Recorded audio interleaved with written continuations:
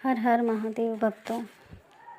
इससे पहले हमने सुना अध्याय 13 व 14 और आज हम शुरू कर रहे हैं अध्याय 15।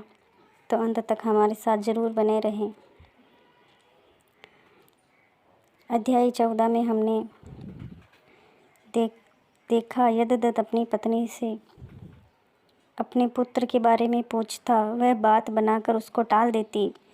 आखिर कब तक। एक दिन उसने अपने पिता की अंगूठी चुराकर किसी जुआरी को दे दी। जब यददत्त ने उस जुआरी से पूछा कि यह अंगूठी इसके हाथ में कैसे आई, तो जुआरी ने यददत्त से कहा कि उसके अंगूठी नहीं चुराई, किंतु उसके यहाँ तो ऐसी बहुत सी अंगूठियाँ मौजूद हैं। कहीं मेरी अंगूठी देखकर आपकी नीयत तो नहीं बिगड़ गई। यददत्त ने जुआरी की बात सुनकर, सुनो लल्ला, यह अंगूठी तो मेरी है और मुझे राजा के यहाँ मिली है। तुम झूठ बोलकर अपनी न बताओ, परंतु यह बताओ कि यह अंगूठी तुम्हारे पास कैसे आई। यददत्त की बात सुनकर जुआरी को क्रोध आ गया।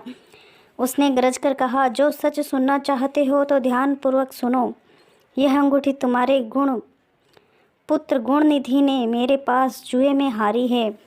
उसने यही अंगूठी जुए में नहीं हारी, बल्कि आज तक जुए में बहुत सा धन चुरा कर हारा है। आप जितने ही सज्जन साधु धर्मात्मा है, आपका पुत्र उतना ही बड़ा बादशाह है। दुख इस बात का है कि आप इतने बड़े विद्वान होते हुए भी आज तक अपने पुत्र की करतूतों को नहीं जान सके।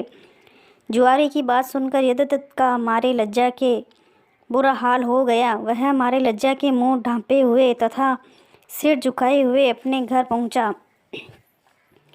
और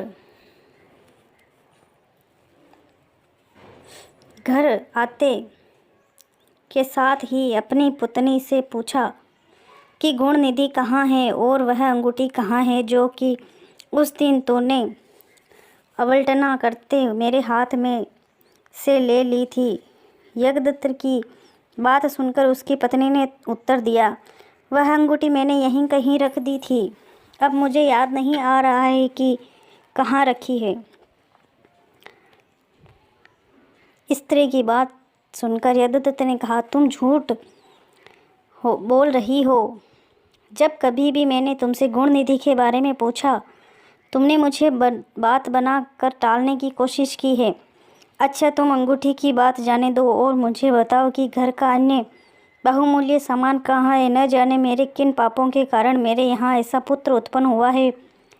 फिर जब उसने घर का दूसरा कीमती सामान देखा तो मालूम हुआ कि बहुमूल्य वस्तुएं गायब थी। इससे यददत्त ने हाथ में जल लेकर पत्नी और पुत्र को तिलांजलि दे दी और एक ब्राह्मण की कन्या से अपना दूसरा विवाह कर लिया। नमस्ते दोस्तों, ये था अध्याय 15। अब इसी अध्याय में हम आगे और गुणनिधि व यददत्त की कथा जानेंगे। अध्याय 16 में अंत तक ज़रूर बने रहें। जब गुणनिधि को मालूम हुआ कि उसके पिता पर सारा भेद खुल गया है तो उसने उसे और उसकी माँ को तिलांजलि दे दी तो उसको बड़ा दुख हुआ। यह अपनी करनी पर पछताने लगा। भूखा प्यासा एक शिव मंदिर के पास आकर बैठ गया। उस दिन शिव का व्रत था। लोगों ने मंदिर में आकर भगवान शिव का पूजन किया, फिर तरह तरह के पकवान तथा खाद्य सामग्री ऊपर चढ़ाई। जब लोग भगवान का पूजन आदि करके मंदिर में ही सो गए तो गुणनिधि ने मंदिर के भीतर प्रवेश किया और खाने पीने का सामान उठाकर बाहर की ओर भागा, मगर चलते चलते उसका पैर एक सोते हुए शिव भक्त से टकरा गया। फिर क्या था, उस भक्त के मुंह से चोर चोर चोर शब्द सुनकर सभी लोग जाग उठे और दौड़ते गुणनिधि का पीछा किया। बहुत से नागरिकों भी उस भक्तों के साथ मिल गए। अंत में उन लोगों ने दौड़ते हुए गुणनिधि को पकड़ लिया और सबने मिलकर उसको ऐसा मारा कि वह मर गया। उसके मरने के साथ ही यमदूतों ने आकर उसे घेर लिया और निर्दयतापूर्वक उसे मारने लगे। उधर भगवान सदाशिव ने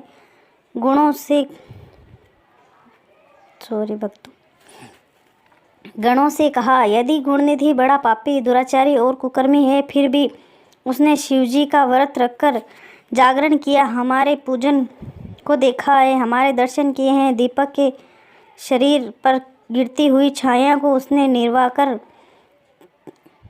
किया है, रात्रि में अपना व्रत फाड़कर उसने बत्ती डाली है, प्रसंगवश इसने हमारे गुणों का श्रवण किया है तथा ऐसे ही और धर्म कर्म कार्य किए हैं। अंत में वह हमारे लोक के योग्य है, कुछ दिनों तक यहाँ रहेगा। आपके पश्चात वह कालिंग देश का राजा होगा। जो 2 लोग वहाँ जाकर गुणनिधि को यमदूतों के बंधन से मुक्त करो, क्योंकि उसने उसे अपना लिया है।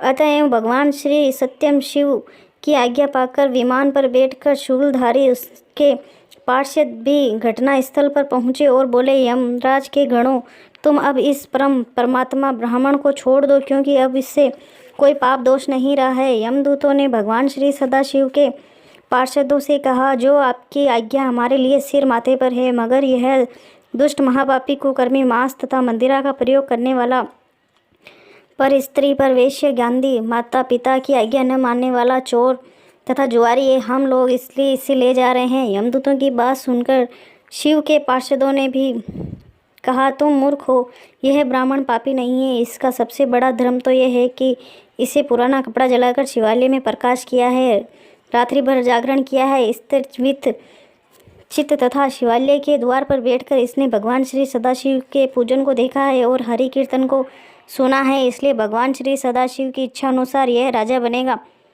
और इस प्रकार करने के पश्चात भगवान श्री सदाशिव के पार्षद गुणों को अपने साथ ले गए। तो भक्तों, इस प्रकार हमने 15 व 16 अध्याय में देखा कि भगवान सदाशिव कितने बड़े कृपालु व दयालु हैं, जिसने गुणनिधि को भी क्षमा कर दिया। इसी तरह के वीडियो देखने के लिए हमारे चैनल को लाइक, शेयर और सब्सक्राइब ज़रूर कर दीजिए।